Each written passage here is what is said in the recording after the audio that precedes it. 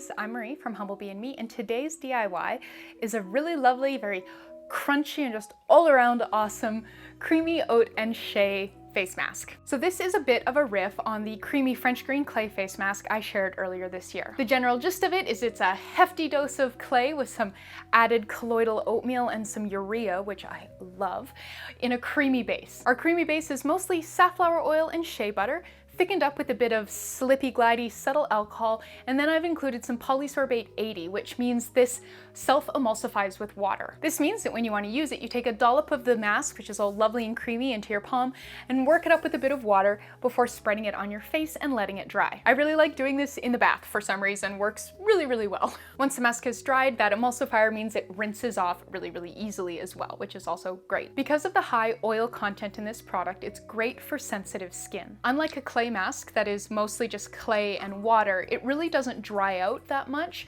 It does dry out a little bit and will offer some gentle physical exfoliation as you wash it off, but it isn't going to really dry out, which can irritate more sensitive skin. If you'd like to learn more about the ingredients used in this formulation, make sure you are reading the blog posts linked in the description box below, but you can also look them up in the Humblebee and Me encyclopedia. There's a lot of really good information in there. I do encyclopedia entries basically on all the different ingredients that I use, so you can learn more about them, what they do, how to use them, all that good stuff. So make sure you check that out at humblebeeandme.com. All right, I think that is enough chat. Let's go make this gorgeous face mask.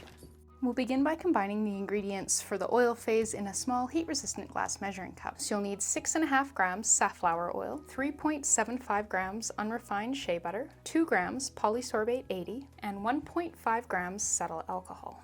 To melt everything together, we'll use a water bath. So we're just going to pop our measuring cup in this pan. This is a saucepan that has about 1 inch or 3 centimeters of water on the bottom of it, and I'm going to go put this on the stove over medium heat for about half an hour to melt everything through. While the ingredients for our creamy base melt through, we're going to blend up our powdery bits in a coffee grinder so they're nice and easy to distribute, and also you can see a little bit clumpy as is. So we'll need 7.5 grams of white kaolin clay, 1.25 grams powdered urea, and 2.5 grams colloidal oatmeal. Now grab the lid for your coffee grinder and make sure this is a coffee grinder that you only use for making DIY projects. Don't use like your kitchen coffee grinder for this. That would be gross. And we're just going to blend until uniform.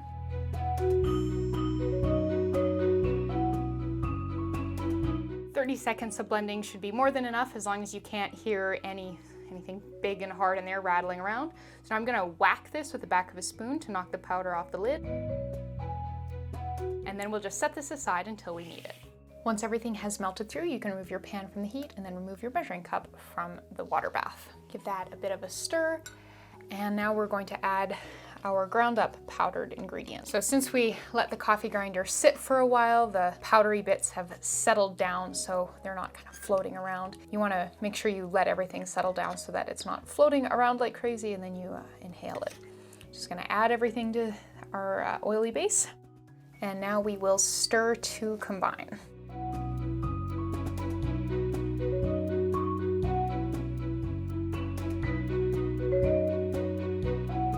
Now we're actually going to put it back in the water bath and back over the heat. And it's not because anything is going to melt, but the powders that we just added need to sort of soak up the oil and break down a bit so they'll disperse. If we take a closer look there, you can see that it's a little bit lumpy, even though we did pre-grind those powders. So yeah, just kind of needs to soak for a while, but if we don't do it on the heat, it's just going to solidify. So back to the kitchen we go. So after maybe 20 minutes, come back and stir it on your stovetop every now and then. You'll notice that there aren't really any lumps left, and that's what we want, and so we are done with the heat. Let's give that a bit of a stir. You can see it's got a really lovely consistency. So I did that in multiple heating steps. You could definitely just do it in one if you were so inclined. It doesn't really matter.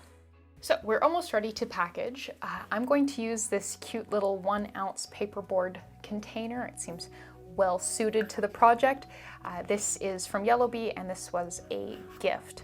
So yeah, it's just got a little, it's quite a satisfying sound. All right. This is the bottom part. They're sort of deceptively similar. I'm gonna move that so I don't forget. So really what we're looking for here is that this is thick enough that the clay isn't going to settle out as it cools, because that would be, you know, not great. We want it to have a nice uniform consistency. Ah, balls. I really love these spatulas, but I am not a huge fan of the handles. I have broken a lot of them over the years, though to be fair, I think I did buy these spatulas back in like, I don't know, 2013 or so. It's been a while. They're reasonably old. So usually what I'll do when that happens is I'll keep this part, clean it, use a pair of pliers to pull this out, and then I can kind of just use the handles that I do have with the significantly larger number of blades.